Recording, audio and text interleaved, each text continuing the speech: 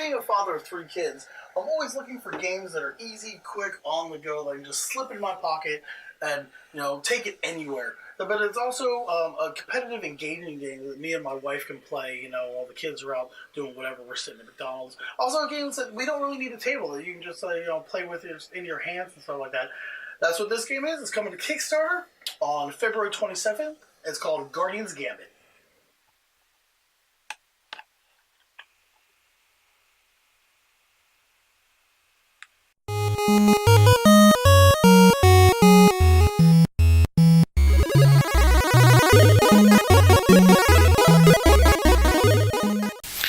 Okay, so Guardian's Gambit comes with everything you see here. It comes with their little instruction sheet that shows all the different rules and everything. We'll go through that.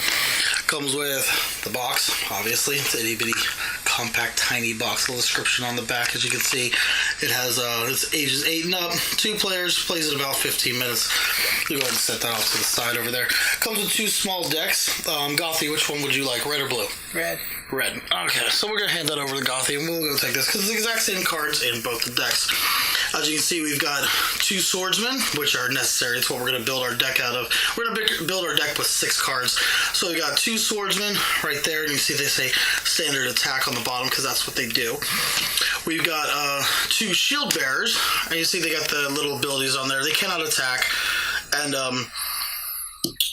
that you destroy an incoming attacker while hidden, and also has a reveal ability, which you move it in front of a targeted guardian to block an incoming attack, and it stays destroyed, or it stays until it's destroyed by a standard attack. We're going to go over what that means in a minute. So you put those 2 cards, put them there. So altogether, those 4 cards, your 2 swordsmen and your 2 shield bearers are necessary in your deck. Then you have 8 other cards here. You've got the archer, the assassin, the barbarian, death knight, healer, mage, reaper, and seer, and they all have their own little special abilities. And what you're going to do is you're going to pick 2 of these, look at the abilities, see which ones you'd like. I'm going to go ahead and I'll just go over the thing. I'm going to pick this one here, and we'll see the ability at work. I'll let you read it right there for a second, and while Gothy's going through hers.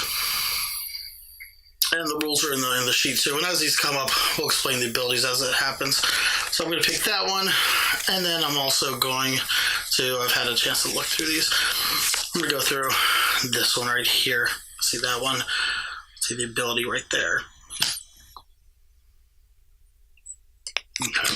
So put that down there. And then the other 6 that you have left over, just go ahead and put them off to the side. So you pick up your 6 cards that you have, and you reorder them however you want in your hand. Say I put this one over here. I'll take this one between these. Go ahead, put this one on the outside there. Okay, and I'm done. And once you have your cards like this, you cannot switch their spots. They're always going to stay in the same spots, just like this. And you want to kind of fan them out, because whenever your opponent's going to be targeting the cards in your hand, they're going to want to be able to tap them with the card. So you got them like this. You also want to keep your ring finger and your pinky finger right there underneath, because this is going to be your graveyard. When one of your guardians dies, it's going to be put between your hands, because this game is made to be compact and small, so you don't need a table space. You can just play it with you and your opponent can play it with just your hands like this. So you decide whoever's going first. Of course, in this case, I'm going to go first.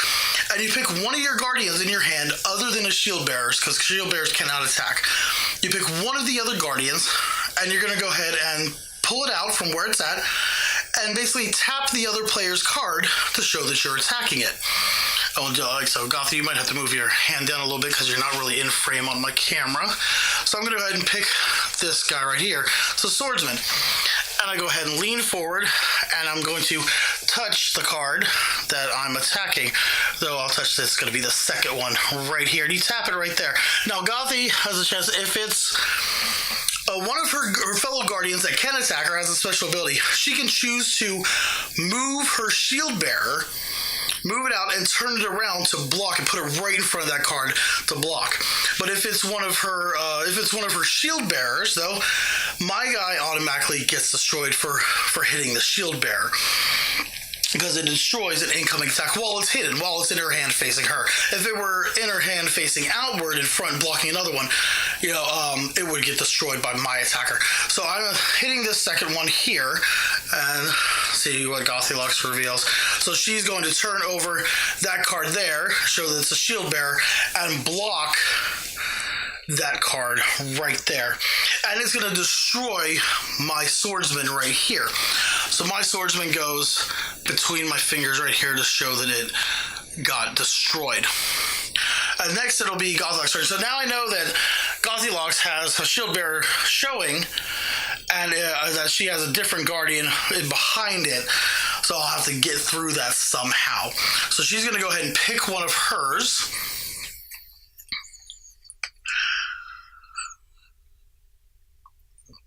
And then she's going to tap one of mine. And let me see, I can't see what your card is. So she has picked the Archer right here. Show on my camera here, which has a first strike ability. And it says, an attack, or an unblockable attack, does not destroy a hidden shield bearer. So it can't destroy my hidden shield bearer. But which card did you tap again, Gothy? She's tapping this one right here. So it's an unblockable attack. So I can't move one of my shield bearers and flip it around to block it. But it does not destroy a hidden shield bearer. Which you see, this card is, the one she tapped the third one in, is a shield bearer that is hidden. So it cannot destroy it. And whenever an attacker hits a shield bearer that is hidden, it automatically gets destroyed. So she ends up losing her character that way. Okay, so let's go ahead. I'm going to pick, let's see, she's got, your cards are kind of scrunched together a little bit. That's fine. So she's splayed them out like that. I'm going to pick my next guardian to attack. I'm going to pick this guy right here. And just to refresh your memory with the ability, it's got a first strike ability. What that means is it does the ability that's on the card, and then it'll do a regular standard attack second. You can see that first ability right there. It's an unblockable attack that destroys both guardians. So it'll destroy the one that I'm attacking and itself. It also can destroy both a guardian and its defending shield bearer. So since she has that one right there, that's got the shield bearer already showing to me, I'm going to go ahead and choose to attack that one right there. So it is unblockable, and it destroys both guardians, so the one that I'm holding and the one that she's holding, and it also destroys both the guardian and its defending shield bearer. So it's going to destroy her assassin that was being protected by the shield bearer. And we both have cards that go to the graveyard. Mine goes there, Gothy's goes there. There's different cards that actually lets you resurrect cards from your graveyard. There's ones that you can sacrifice. I don't know what else Gothy has. Well, I've got these cards left in my hand right here, and now it was her turn. She's only got 3 cards in your hand. We keep playing until someone does not have any attackers left. Basically, they're only left with guardian cards, shield bearers in their hand. So we got a couple cards left. I know one of Gothy's cards in her graveyard is a shield bearer. So she's going to go ahead and take her attack. This one. Okay, so she's going to try to attack that one with a sword bearer. It's a standard attack. She's going to try to attack this guy. I'm going to go ahead and I'm going to block like so. Turn my shield bearer right there and go ahead and block that guardian right there. Now, the thing is, since it was blocked, she still gets to keep it. She puts it right back in her hand, right where she took it from to attack my guy. Because even though the attack wasn't successful, it was blocked, she still gets to keep it. Now, she had blocked, or she had attacked my hidden shield bearer. Her attack would have been destroyed. Her attacker would have been sent to the graveyard. Okay, so now it is my attack. I'm going to go ahead. I'm going to pick this gentleman right here. So this is the Barbarian. Ta-da!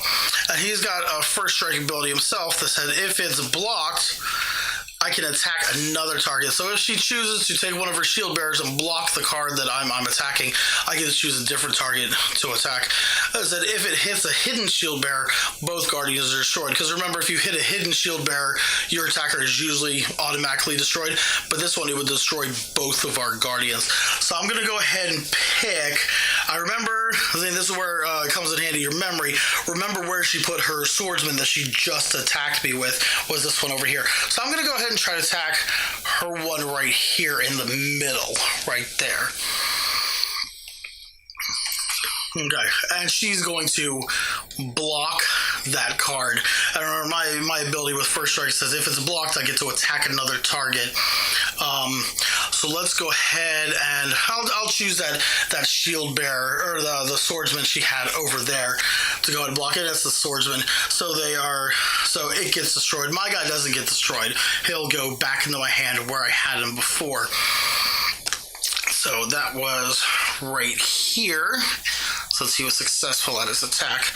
And now GothyLox will get to go. She's got her hidden guy. He's going to come out from behind the shield bearer. Oh, it's a swordsman. She's going to try to attack my barbarian. I'm going to go ahead and block with my shield bearer right there. So both my guys are actually being blocked by shield bearers now. And her guy will go back because she didn't attack the hidden one, but she didn't make a successful attack either. So now I see she's got that that shield bearer right there. Okay. So we'll grab my barbarian again right here. We're going to attack her guy right there, and it's going to end up destroying both of them because it gets its first strike ability. It's it hits, so it destroys, and then it gets its standard attack, which is going to kill the swordsman that it was blocking. So she puts both of hers in her graveyard, and I end up the winner. Yay! Real quick, easy. Go, guys. So now what we would do, we would get a chance to switch out our two special cards. Let me flip them like this. For the next round, we would say, I could switch out my Death Knight and my Barbarian right here. I could switch them out for any of the other 6 cards here. If I wanted to keep like the Death Knight, take out the Barbarian, switch it for the Assassin, or one of the other ones, switch it for the Mage. We could do that, and then we'd play again. And you play to 5 rounds. So basically the best of 5 wins. There's an alternate mode of way of play, as after this round right here, since GothyLox lost, she can go ahead and take her 2 cards, or we can both take our 2 cards, take them out of the game, and use 2 of the other ones that are left out of the 6, which will leave 4, because we're going to remove those other 2 that we used last round. We're going to leave at least 4 over here, and we play with these and see who wins. And that way you play basically the best of 4 rounds, because you don't be able to play 4 rounds with the 8 cards, changing out 2 each round. It's a real quick, simple, easy game. We really like it. We're going to go ahead and get to the good, bad, and ugly review.